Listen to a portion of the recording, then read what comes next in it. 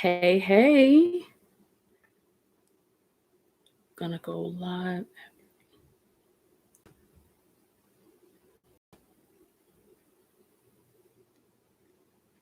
Going live on Instagram.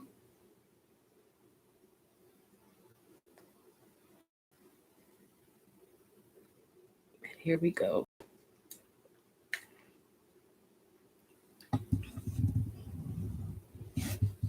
Hey, hey, everyone.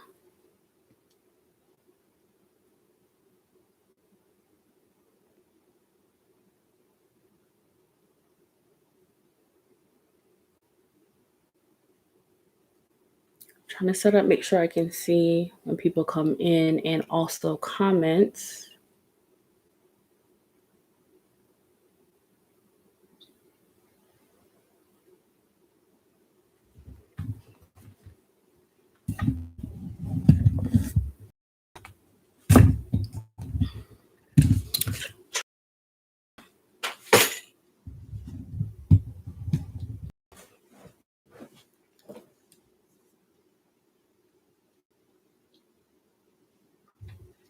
Hey, hey, hey, everyone. Hi, it's me, Amelia Lady B. Welcome, welcome, welcome. If you're watching on Instagram, watching on YouTube, welcome to my channel. Welcome to my page. Let me get my notes and things.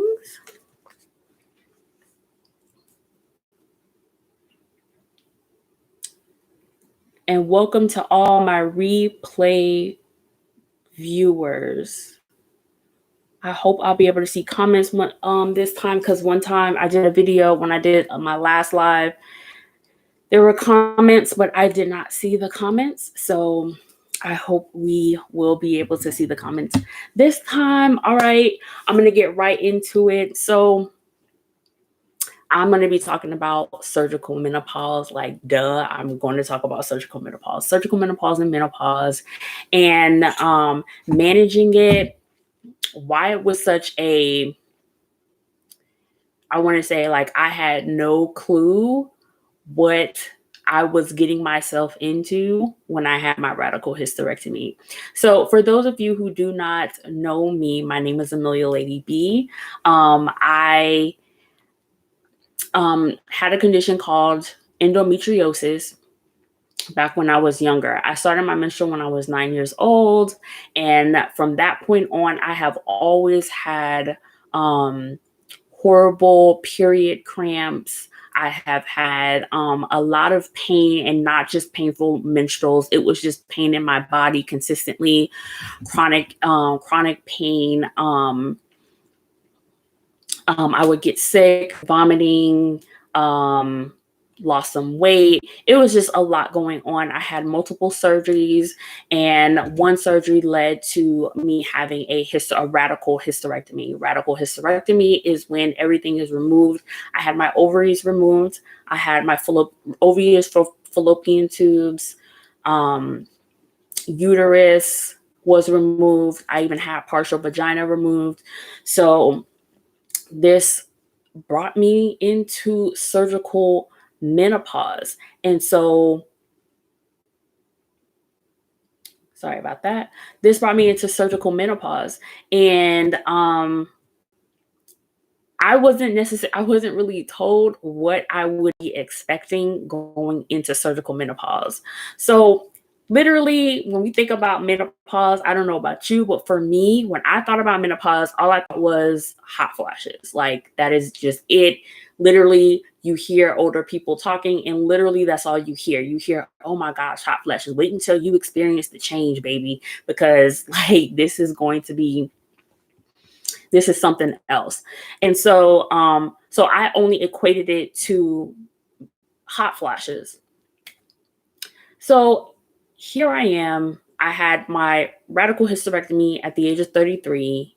Here I am, it's like almost 7 years later. I am 40 years old, and I'm still experiencing menopause.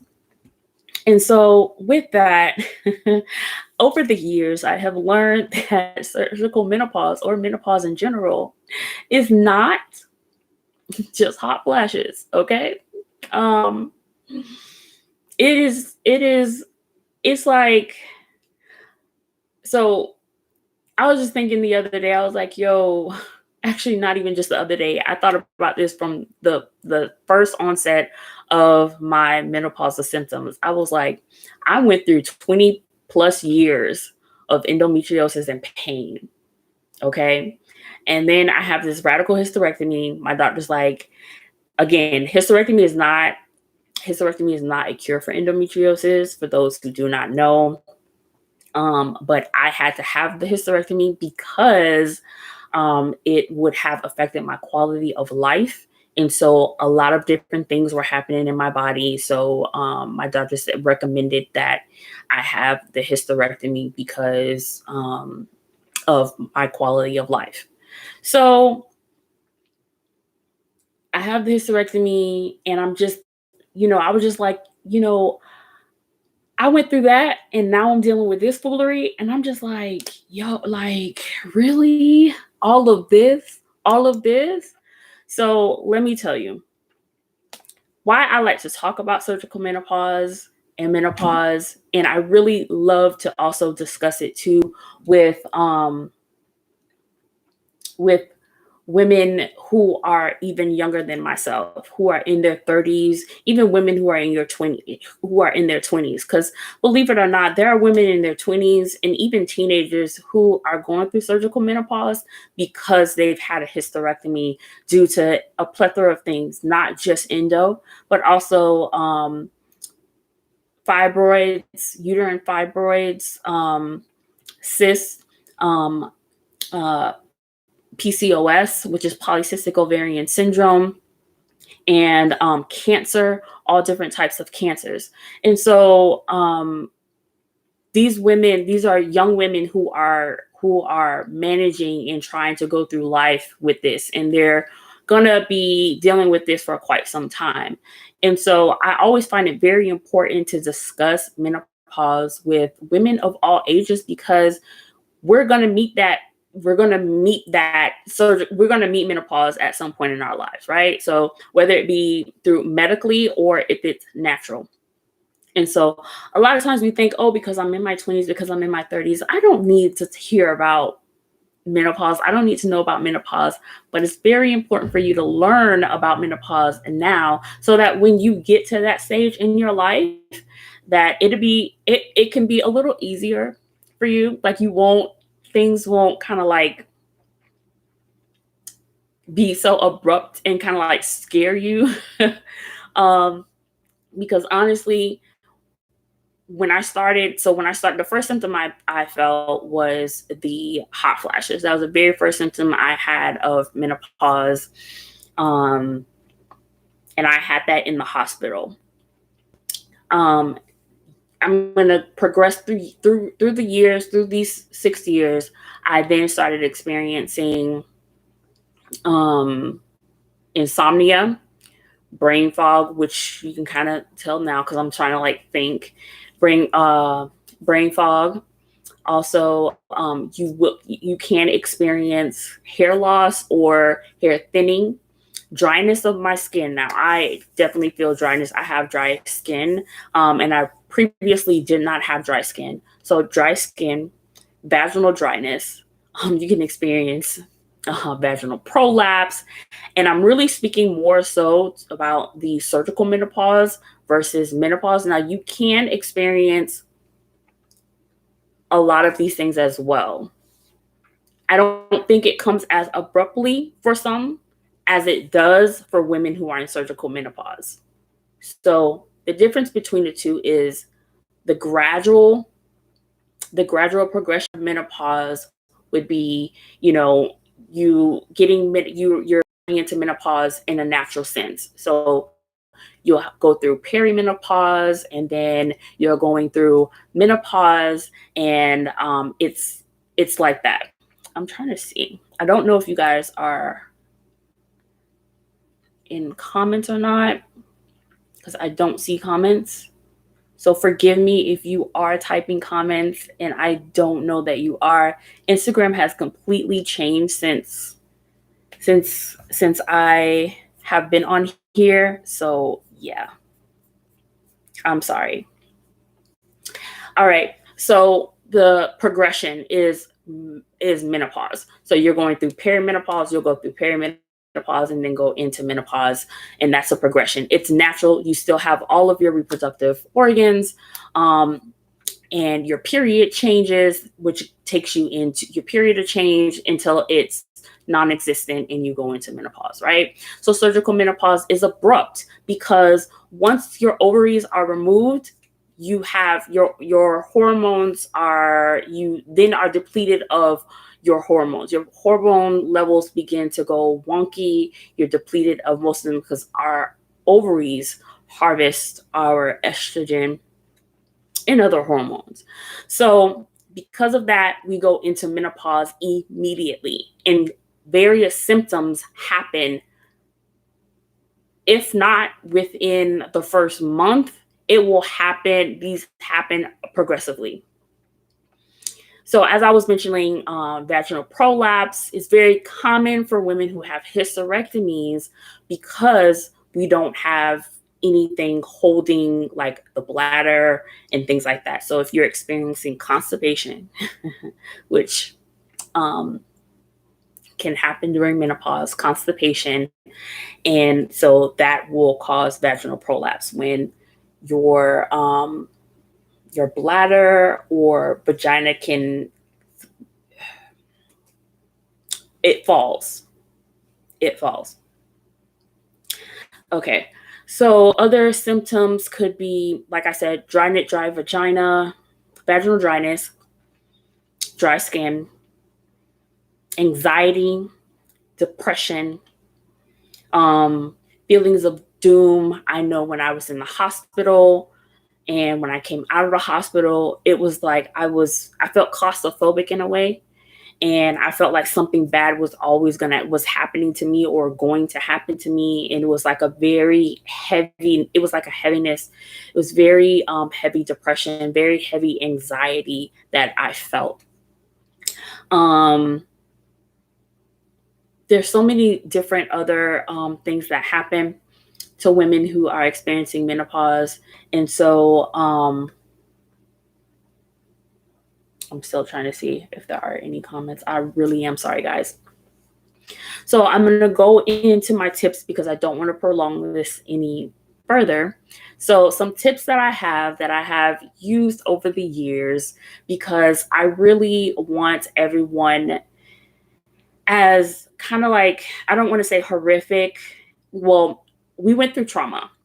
So anyone going through surgical menopause, your body went through a trauma and so did we. And so we have to learn how to manage that along with symptoms, right? We have to go through life as smooth as possible and continue with what we're doing. We can't give up, right? We can't throw in a towel and say, I'm done with this. I'm done with this menopause thing. I'm tired of it. And just, give up. We can't do that.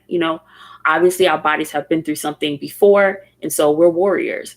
And so women who are going through the natural change, you are a warrior as well.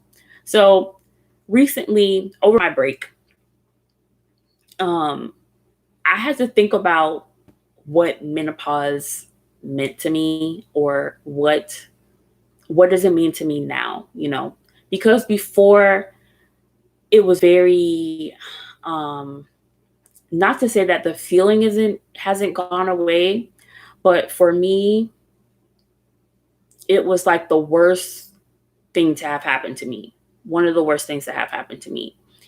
And it stole in my head, it was like it stole my sense of being a woman. It stole my opportunity to be a mother biologically. And it just stole a piece of me, that makes me who I am. And so I had to kind of step back and look at, how far I've come since endometriosis, and then also since the hysterectomy. And I realized how much I have grown personally. And even how I was able to set boundaries for myself and stick to those boundaries. And because I stuck to those boundaries, um, it allowed me to heal the way I needed to heal. Some of the boundaries that I had set for myself were that one, it's okay for me to talk about it, and not everybody's there yet, right? It's okay for me to talk about it. And it's okay for me to not go to baby showers.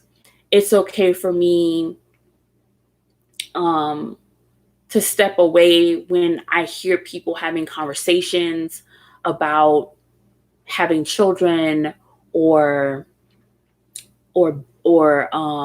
their kids and things like that, because it made me emotional. You know, when you're at work, and so sometimes people will have conversations, or even in your families, have conversations, and it just takes you back to, well, I'm never going to have that, you know, oh my gosh, or I, my way will be a little bit different. Like everything will be a little bit different for me. So I won't have biological, or I won't have this, right? So your mind just starts taking you to negativity. Like you get all types of negative thoughts or whatever. So you just tell yourself that you have to set certain boundaries for yourself. So I set boundaries for myself. And those boundaries allowed me to heal.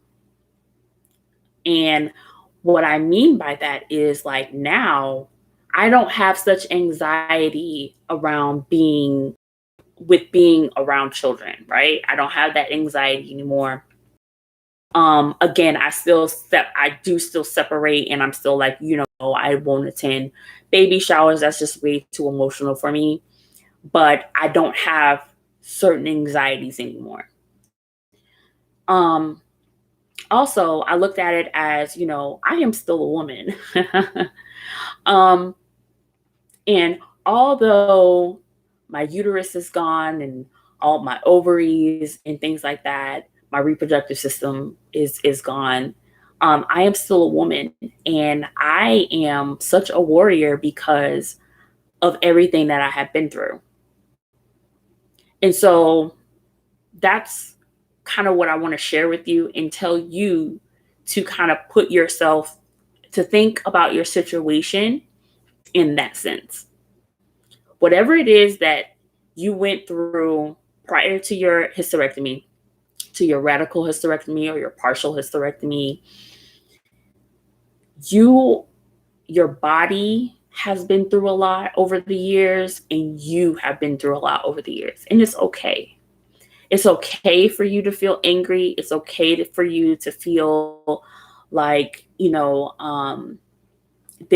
people don't understand. A lot of people don't understand. And sometimes it's up to us to educate them on what we're going through. And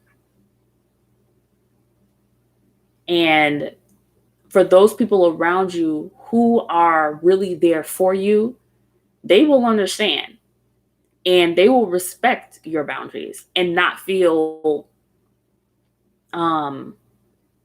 any type of way. Like, they're not going to be negative towards you. They won't be negative towards you. They will respect your boundaries because they're yours. And the thing about it is, it's not like you're being mean.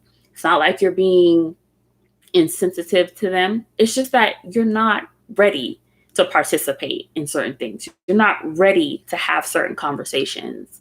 And that's okay. You set your boundaries and be okay with your boundaries. Okay? So I want to take you into our tips for tonight. So my first tip is to dress accordingly. Dress accordingly to where you work. If you're in an office, if you're at school, whatever the case may be, dress accordingly. I had to learn quickly, okay, very quickly, because certain offices, you know, everybody's temperature, the temperature in the office, people typically set it to like 72 maybe. And 72 may be cold for others, people wearing jackets, but it's not the case for us, right? So when you're in menopause, hot flashes will come when they want to come. And a lot of times I find that they come in the most embarrassing times. They'll come when you have a presentation, when you're leading a meeting. They will come when you're one-on-one coaching, or for me, when I meet with clients individually, that's when they want to come. I'm like, seriously, you know what I mean?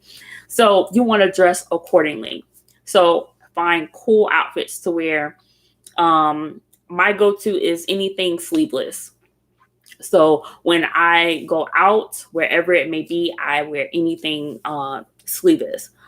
I also ask questions, like if I get invited out to dinner or anything, I kind of try to, kind of feel like, are we going to be eating outside or inside? I hate, kind of feel like weird to be that person. Like, why is she always asking, are we eating inside or outside? It's for a reason.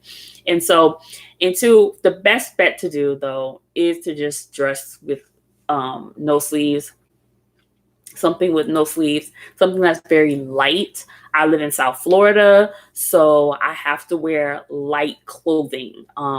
Anything that's breathable, I need to wear. I can't wear anything like this. What I have on tonight, I would not wear this out. I wear this in the comfort of my home, unless it's like the temperature is low. Like right now, the temperature, well, no, the temperature's not down to today, but over the weekend or last week sometime, the temperatures was like in the 60s. I would wear this out, but on a normal day, I would not wear this out. Carry a light sweater with you, because sometimes after your hot flash, of course, then you kind of get like cold a little bit, and so carry something light, but always just lightly. I'll wear jeans, maybe a skirt, a light skirt, something like that, but dress comfortably, okay? Dress comfortably. What I found too is that wigs was a no-go a lot of times, because they make you sweat even more because you have something on top of your head. So wigs are a little treacherous. And the fact that I'm dealing with alopecia right now, I'm like trying to figure out, so what can I do because I do something. I need something versatile and things like that. So also what I had on my desk, I had a personal fan that I had plugged in at my desk. So have something there. I also have a trusty personal fan that I carry with me at all times. This is actually a fan that I designed. The next thing you want to do is get your hormone levels checked. Okay. So you want to go to a doctor, go to your primary care, find out if you can get your hormone levels checked. The reason why is because you just want to see where they are, what you're lacking, and what you may need more of. This will help you to manage the symptoms of menopause, which brings me to hormone replacement therapy. So you may want to consider hormone replacement therapy, the synthetic version, or either the more natural version, which is bioidentical hormone replacement therapy. Again, talk to your physician. You can look it up. I did a video on it. I may do a live on it again. But definitely look into that, which helps you to manage your symptoms of menopause. I've heard that hormone replacement therapy does not work for everyone. It all depends on the body. Some women have bad reactions to it. Some women have no reaction, like it does nothing for them. Some, it actually increases the amount of hot flashes or other symptoms that they have. So it really is something that you want to research and really talk to your physician about. Insomnia. I will say, I say insomnia because insomnia is like my biggest thing that I'm dealing with right now. And so what I'm managing or trying to I'm trying to manage my insomnia. insomnia. If you've been following me since 2018, you already know that I have always had trouble sleeping since then. And I have used ZQuil primarily, but I'm noticing that the ZQuil has gotten my body has gotten used to it. So I would definitely recommend natural supplements, not sleep aids. So melatonin. I can't pronounce this supplement. It's ashwagandha. Ashwagandha. It is supposed to be good for helping you to sleep and regulate, like calmness, regulating you, like calm your moods and things like that. Maca root. Maca root is good for managing menopause in general. But again, as you manage menopause in general, it will help you. It can help with the insomnia as well. So maca root. Lavender oil, essential oil is really good for calming you down. I have a lavender soap, and no, I don't have any more of that, but I had a lavender soap. I know Johnson & Johnson has like a lavender body, like a gel something. I know they have it for babies, but it's good and calming. Okay, it's really good and calming. So I would really suggest to use lavender essential oil. I put on my pillow. Now that I have, because my dog sleeps in my room, so lavender is not good for from what I was reading, lavender and a lot of the diffusers and stuff, it's not really good for dogs. So I don't use the diffuser anymore for when at night, lavender. So I have to put it on my pillow. So I do suggest for you to put it on your pillow, on like your sheets, along the sides of your sheets, however you sleep, and just lay and relax.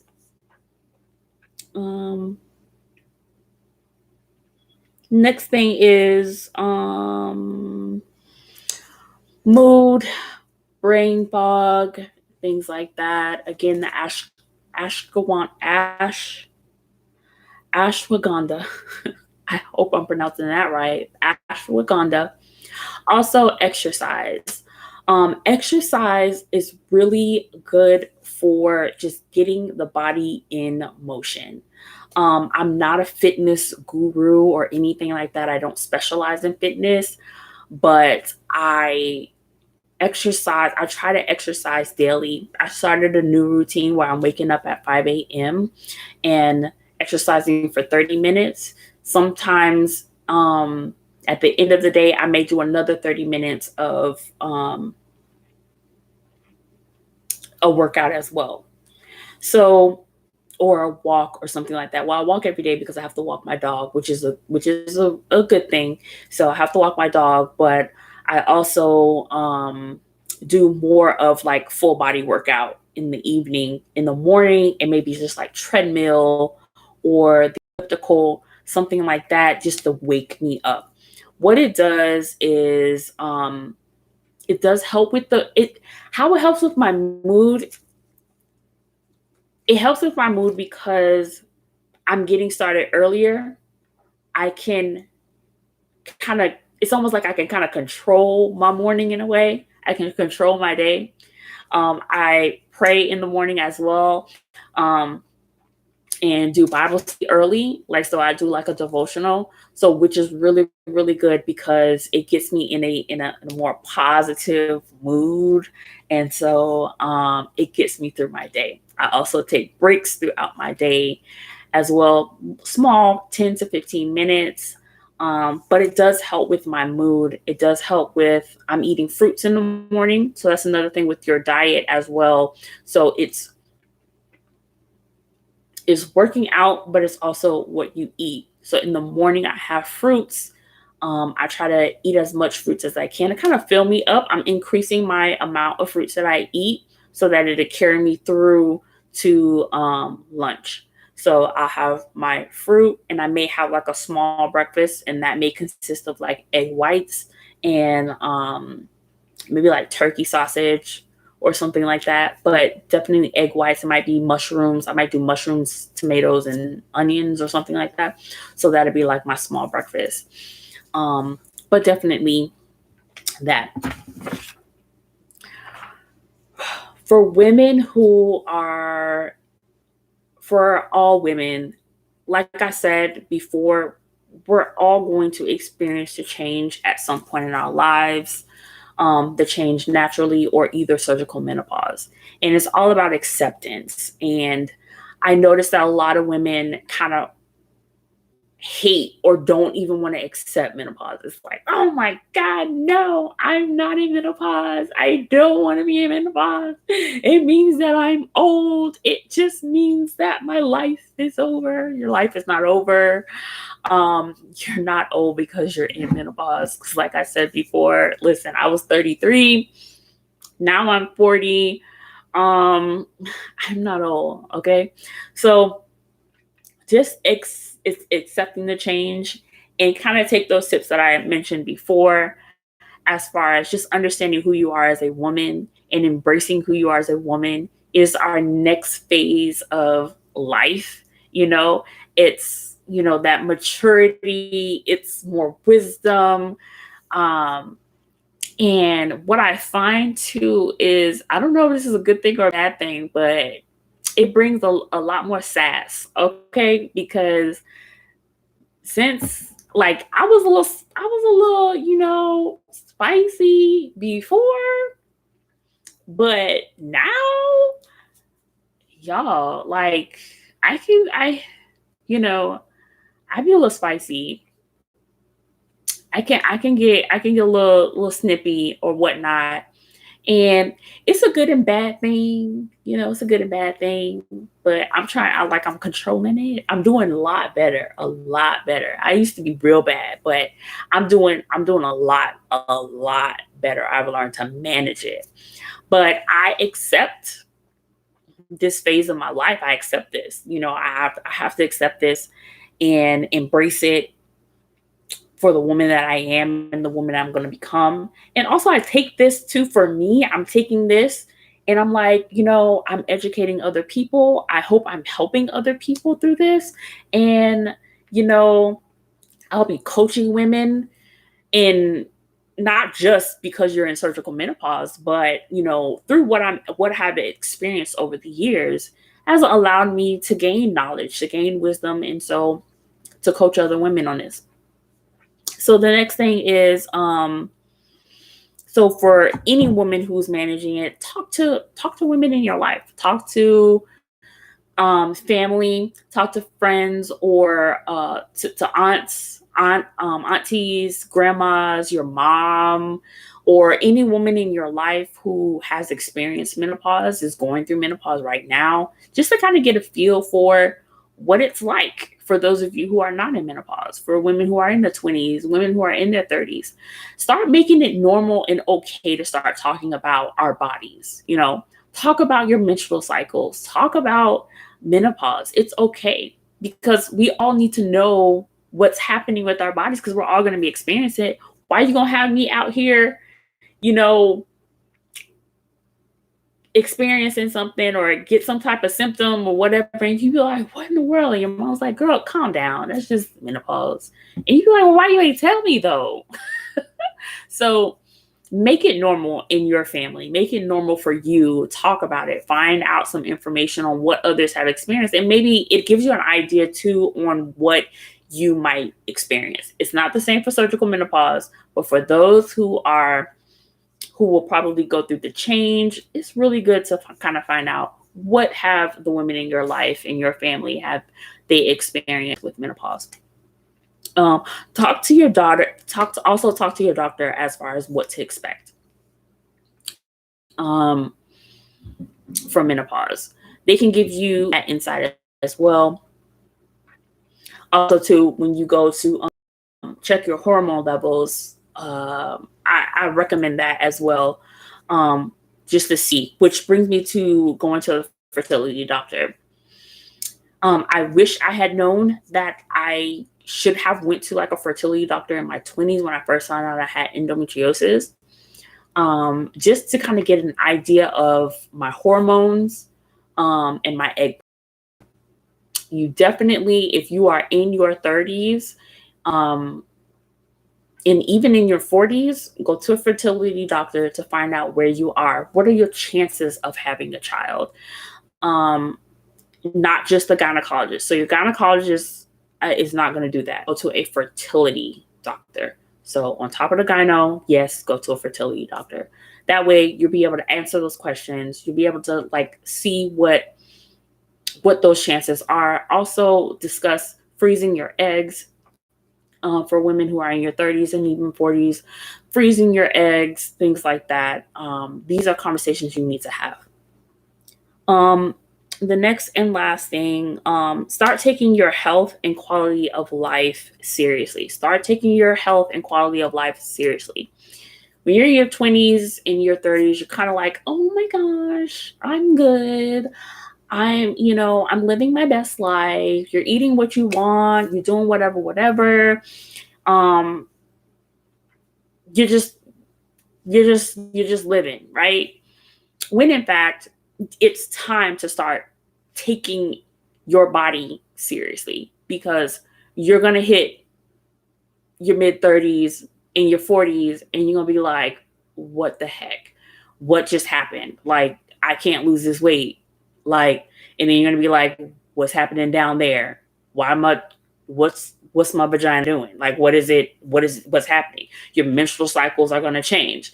There's so much that's going to change. I have friends who were perfectly normal menstrual cycles growing up. I was the only one who had, issues. And now they are in their mid 30s and 40s, mid 30s and 30s, and just we're now turning 40. A lot of us are now turning 40. And they're like, what the heck? Like, I'm like having 2 periods a month. I'm spotting. This is happening. And I'm like, okay, calm down, just relax, try to coach them through what's happening, what possibly could be happening. And I have to really, a lot of times have to bring them to reality. You're not 15, 16 anymore. You're not 20. Your body has changed. You gained a little bit of weight. And so your period's going to change. You gained a little bit of weight. And so your body is changing, and you can't readily, take that weight off just by missing one meal like you used to. It's just not going to happen. So you want to exercise more. Start it now. Start now. If you're 20, if you're 30, 35, if you're even 40, just start exercising. Start changing up how you eat, your relationship with food, how you view food. Start eating in a more healthier route. I'm not saying you got to go vegan, pescatarian, and keto and all this kind of stuff. I'm going to get into that, and I'm actually going to get into that too when I start doing individual coaching, because all your brain, you will literally pass out or like have some type of brain explosion when you're trying to figure out, well, which diet works for me, and what do I have to do? I can't eat this, can't eat that, can't eat this. And it's just like, calm down. So what I want you to do is, when it comes to your food, just make better choices, right? Make better choices. You don't necessarily have to be vegan right now, or, go cold turkey vegan. Sometimes it's a gradual thing. Start looking into things that will, eating lighter, eating lighter during the day, meaning like you're not going to sit there and have a whole pot or a whole thing of like, you're not going to eat McDonald's and all the bad foods, all those other foods all the time. You're changing your eating habits because you're not 20 anymore, right? You're not 20 anymore. So you can't have McDonald's every day like we used to in the day. When we were 15 and 16, you can't eat like that anymore. So stop. Don't do it. Now you have to worry about high blood pressure, your cholesterol. You got to worry about it then, but more likely now because we're not active as we used to be. So definitely get active, change your eating habits. Taking care of your mental well-being. Sis, find a therapist, period. I know you may have a confidant, you may have a friend that just acts as your therapist. You need a therapist. Get one. Okay? Find a therapist. Vacation, take breaks, take time off, period. Take time off. Take time for yourself. If COVID didn't teach you nothing, COVID taught you need you time. Okay? You need to start looking at life differently. You need to start looking at, okay, what are my next steps and what are the things that I want to accomplish for me? Excuse me. What are the things that I want to accomplish for me? What are my goals? How do I want to live the next years of my life? What is my quality of life going to be? And what do I want it to be? Because it all starts now. It starts up here. What does that look like for you? If you want to live out here reckless and eat what you want to, do what you want to, be like, oh, we finna die anyway, then go right ahead and live how you want to live. But if you're talking about living that quality of life and the quality of life and being free and loving yourself and having that well-being for yourself, being there for your children, for your husband, for, your family, for your dog, for your cat, you have to start making changes for yourself. You have to start making those step-by-step changes. Also, another thing for me, what I have done for myself is building a relationship with God, really my connection with God, really looking into myself, changing my mindset about things, and also seeking God and asking Him for direction in everything that I'm doing. Even direction, what do I need for my health-wise? What doctor to choose? Where do I go? All of that. I could not have gotten this far without God, without praying, without reading the word, without His guidance. There's no way I'd be where I am today. So I said all that to say this. Menopause is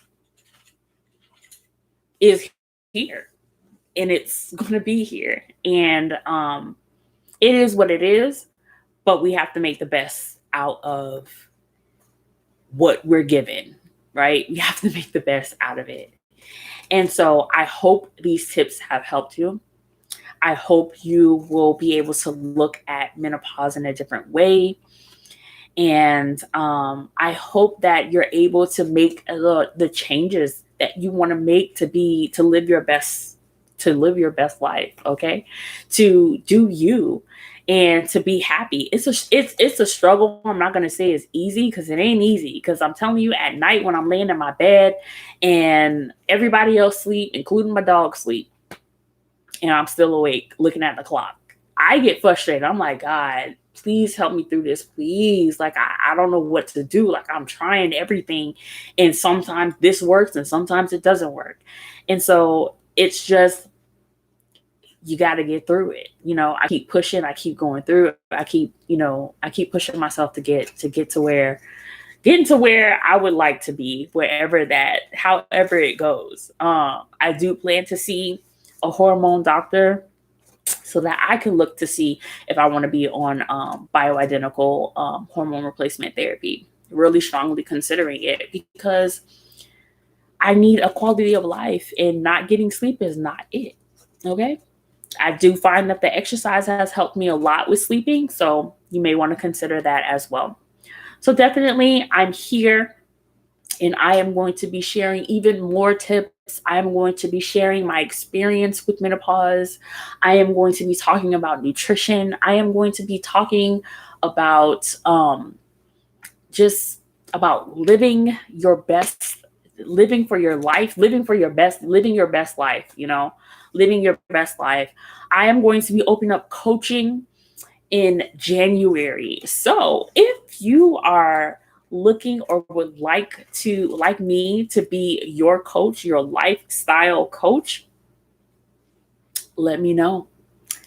Drop a comment. Say it in the comments or hit me up in my DMs. Let me know. And I will try to connect to you or let you know when it starts. But I definitely want to get into the coaching because I feel like, listen, hey, we all out here, we all need some help in the different areas of our life, whether it be nutrition, in balancing your life. We are women, we have like many hats. And so we are trying to balance everything on top of managing surgical menopause or whatever the case may be. We have to put on so many hats and we have to take care of ourselves. So whether it be nutrition, whether it be balancing your life, whether it just be you're trying to figure out, how can I help myself? I'm an entrepreneur and I'm trying to figure out my business. I'm trying to figure out my nutrition. I'm trying to figure out how to balance my life, my kids, my husband, I'm a caregiver. I'm something. Your cats, your dogs, you're trying to balance life. And so that's what I will be here for. So until next time, thank you so much for tuning in. Thank you for watching me live, and also to my replay viewers. I'm sorry I couldn't see the comments. I really thank you so much for all of your time and also for just your support throughout this journey that I have been on here on Instagram. For anyone who is new, welcome. Thank you so much for following me. And I hope that I'm able to assist you through menopause and through anything else. If you have any questions for me, I am always open to answering your questions. Until next time, ladies, be blessed, bold, and beautiful. Good night. Bye.